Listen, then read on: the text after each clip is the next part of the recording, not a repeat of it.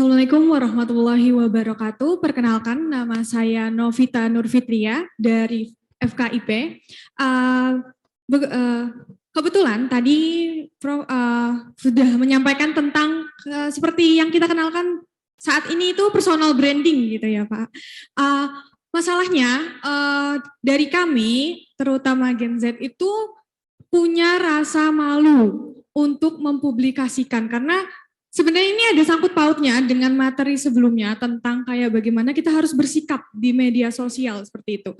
Kebanyakan dari apa ya, kalau suatu saat misal saya mau mengupload sesuatu, kami juga butuh support dari teman-teman lainnya juga dari masa. Sedangkan kebanyakan kita nih kalau misalnya membuat sebuah video atau misalnya mempromosikan sesuatu, kebanyakan bahkan teman terdekat nih kayak malah jualan di media sosialnya sendiri atau jadi dari kaminya itu masih belum bisa percaya diri dengan diri sendiri. Nah, adakah solusi untuk mengatasi masalah tersebut? Seperti itu. Terima kasih. Yeah, not confidence ya. Ini belum diantarkan ke sana Mbak, bagian sana. Langsung dijawab aja Prof sembari mikrofonnya ke arah sana. Sambil nunggu ya yang sana. Silakan Prof. Not confident. Saya cerita nih ya. Anak saya itu TK di Belanda, SD di Belanda. Salah satunya yang saya catat adalah ketika balik ke Indonesia, kemudian harus melanjutkan SD di Indonesia. Nah, di Indonesia itu sejak TK, sejak SD, itu kebiasaan mengolok-olok itu ada.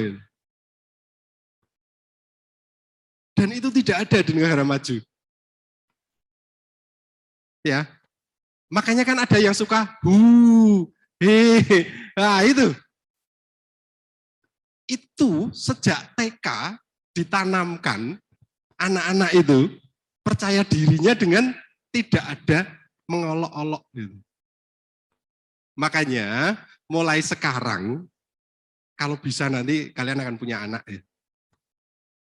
Kalian akan jadi guru. FKIP terutama. Coba hilangkan budaya mengolok-olok. Meskipun hanya dengan kata-kata hu. Nah, efeknya jadi seperti ini.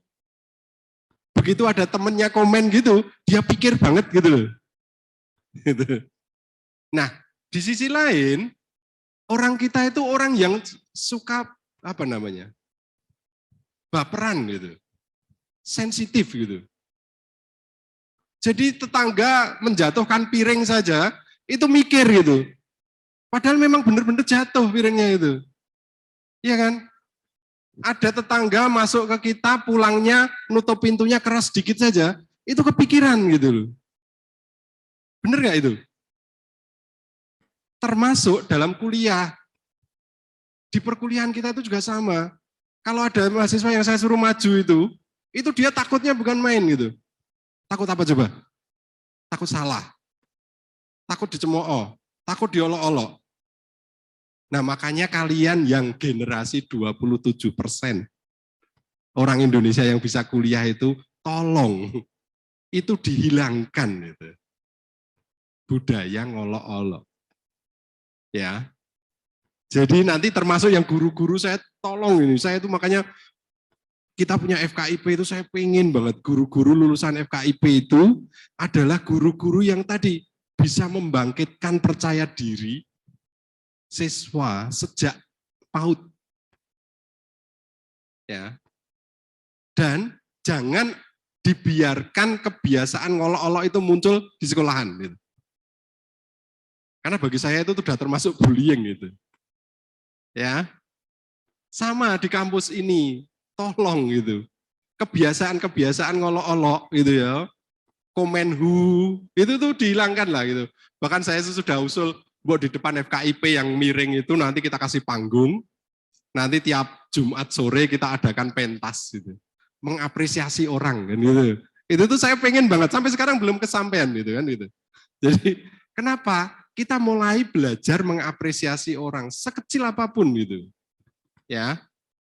Jadi ini pengalaman anak saya. Jadi saya ketika anak saya pulang masuk SD di Indonesia, mulai muncul budaya olok-olok itu anak saya sudah mulai turun mentalnya itu. Yang dulu di Belanda itu apa-apa berani, apa-apa maju, apa-apa berlomba ketika disuruh maju. Di Indonesia jadinya kecil gitu, takut gitu. Nanti temennya bilang nanti temennya bilang gitu. Nah ini kan harus kita hilangkan. Makanya kenapa sekarang ini sekolah unggulan itu laku. Karena sekolah unggulan itu mampu merubah itu. Menghilangkan budaya ngolok-olok itu. Nah makanya kenapa sekarang SD negeri itu nggak laku. Karena biasanya SD negeri itu gurunya nggak peduli. Kejadian-kejadian kayak gitu. Makanya ya sekolah-sekolah SD negeri itu kan biasanya suaranya keras-keras, teriak-teriak gitu. Nah ini itu harusnya mulai kita hilangkan lah. Ini berpendidikan, banyak baca, banyak berpikir. Kalaupun mau ngomong itu berpendapat gitu. Bukan ngomongnya teriak-teriak kan gitu. Kalau pendidikan kita nggak kita arahkan ke sana, selamanya kita akan mendidik orang teriak-teriak. Kayak di teknik mesin kami itu. Kalau wisuda itu kan teriak-teriak dari depan sini gitu. Mulai saya tata itu, mbok kalian tuh sadar itu. Kalian tuh 27% ini. Masuk kegiatannya teriak-teriak. Mbok kalau memang mau didengar gitu ya, mau didengar, itu mbok berkarya gitu.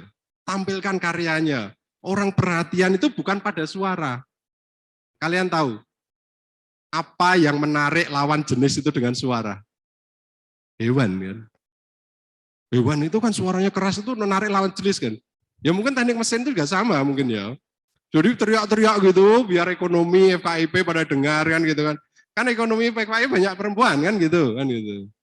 Nah saya bilang, mbok besok diganti. Biar anak FKIP, FISIP, ekonomi itu tertarik dengan anak teknik itu jangan suara gitu. Tapi dengan karya kan gitu. Atau dengan tampilan yang menarik kan gitu. Nah kalau kalian aja rambutnya abul-abul gitu, pakaiannya seadanya, gimana anak FISIP mau tertarik kan gitu.